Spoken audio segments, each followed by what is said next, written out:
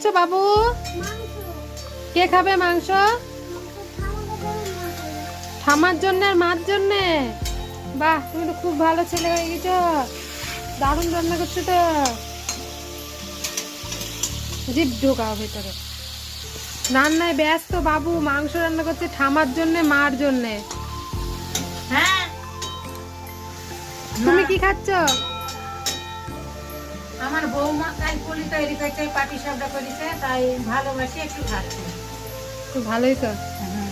তাহলে তো তোমার নাতি তোমাকে মাংস রান্না করে খাওয়াবে বলছে। হ্যাঁ হ্যাঁ, আমার নাতিও ভালোবাসে আমাকে।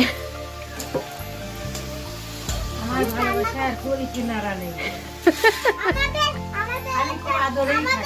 হ্যাঁ, আমি আদরে ঠাকুমা, আদরেরই শাশুড়ি মাতা।